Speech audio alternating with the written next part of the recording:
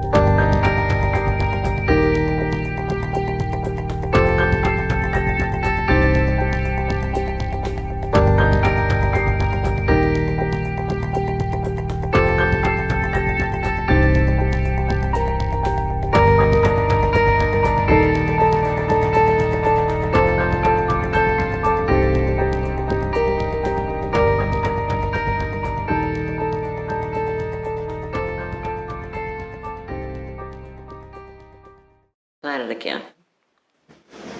So he knew what he was doing. He lived by it. That's the way that went. It was. And so your grandfather picked up these ways from him as to how you do things, because Daddy always took the boys with him when he was doing stuff on the farm. Like if they were selling some of the livestock or whatever, the boys would lots of energy. Will would be the one who kept up with how much the animal weighed and how much you were getting per pound for it. And that was his job when Daddy would sell cattle, hogs, whatever. Okay. And I think that's probably where he got the love for the math from. Probably already had that sense of that. And maybe Daddy sensed that, maybe. It's amazing what you can sense about your kids. Yeah. That this is the area that he enjoys. So this is what your grandfather did. He kept up with all that. And then when Daddy got where he couldn't do a lot of things, Willa just automatically took over and did it. And we trust him. That was another thing. There was a lot of trust there. We never questioned him about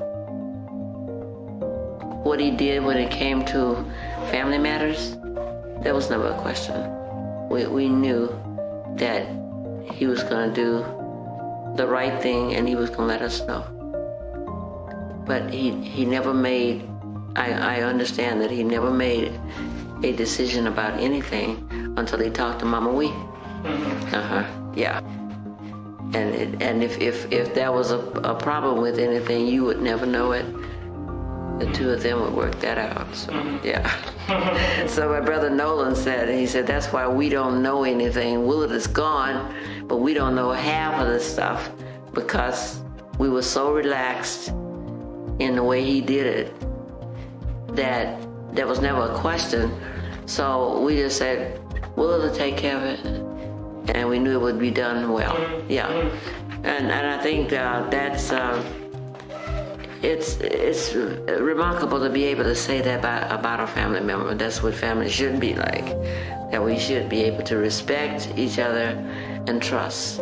And he earned that from all of us. So that was remarkable for us to be able to say. Now, my brother Nolan might not get involved in stuff, but if I tell him that we need to pay a certain amount of money for any given thing, he's not going to question it. He's going to make sure that's taken care of. Yeah, it's so because that's how we saw our parents do. In any relationship, no matter what it is, if you don't have respect for the person and don't trust them, it's in trouble. So I think that there's two main ingredients in any relationship is trust and respect. And we need to learn how to do that. You need to be worthy, of course. Trustworthy. I agree. Yeah, you need to be worthy. I do agree. And I know people will notice that, if you're not worthy, somebody gonna pick it up, and yeah, it's gonna say, like when Greg took over stuff, I just know we were blessed to have somebody who was knowledgeable, but also was willing to do all these things for our family. And I mean, it just hit us so hard, when he left, and but we had to learn how to say, okay, somebody else has to step up to the plate and do this. And I have said to the family members that we're blessed to have Willard Jr. to come in and say, okay, I'll do it. I'll do it because of my brother. Yeah. And this is the kind of respect we hope that our family will always have for each other. That we will find what that value that time and that talent. Yeah, because if we had to pay somebody to do the kind of things that Greg did, it would be a lot of money. I mean, you don't get a CPA to work for thank you. So my thing was, always give him something extra. He's not asking for anything, but the least we can do is show him that we appreciate it and pay for all the mailing stuff, papers. I said, this stuff costs money. It's not just given to them. I don't care if it's your brother or who it is. He still has to do it. But he was blessed to be able to be in a working environment where he could use that facility, the facilities there. And he always said, it's no problem for me. I do this every day. I don't take it for granted, though. Now all of us have a job to do, but all of us can't do that. We didn't know how to do that. It was professionally done, and I did say to them, I don't expect that same thing from the next person, because that's not their job. That's not their everyday job. They're willing to do this and help us out, but don't take it for granted. Let them know that we appreciate it. So those are some of the things. Now this, these are some of the documents that I would like to go in there, and I don't know where the right place is, but this is also from the Bible. That it's from an old Bible, and Daddy wrote this down. All of our names. he wrote all of his children's name. No, I don't think Daddy wrote that one, but there's one in here that Daddy wrote, and he started with his name, then Mama's name, then my brother John, we called him Son, and Mama Wee, Bessie, Benny, Lucille, Willard, Nolan, and Emma, and he wrote all of those down. So, like I was telling you about the documents from the Bible, that's why I'm suggesting that you do that for your daughter. Get a Bible and put all those things in there. And one of the things why I think this is important, because most of us don't know that you can actually use documents such as the Bible as an official document. Yeah. And I know it used to be, so I don't see why it's changed, because this is one of the documents that my brother Nolan used when it was time for him to get Social Security, and his birth date was a day off,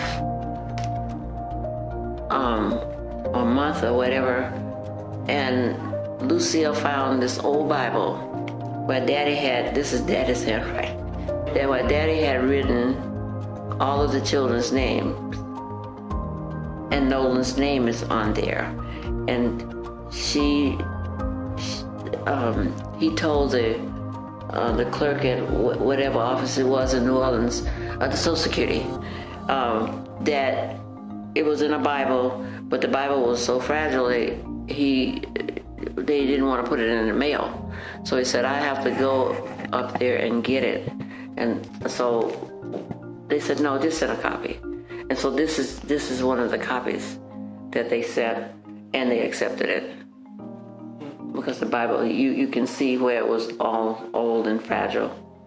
And let's see, Thomas verified it, that this actually came from the Bible. Thomas Tolliver? Thomas Tolliver. Oh, wow. Yeah, Thomas Tolliver. That's his signature there. It's written Thomas C. Tolliver Jr., Chancery Clerk, and he notarized it. So, and I think this was done in '92. So there is some validity to the fact that that Bible carries a lot of weight. Mm-hmm. Okay, yeah. So and they have Lucille's name on it because she's the one that sent it to him. So these are documents that people, things that people need to know about. And sometimes we fail to just bring our children up to date on things like that. It can be something that can be very simple for them to acquire. So you just say, get your Bible and put this in the Bible. And if you ever need it, you can use it.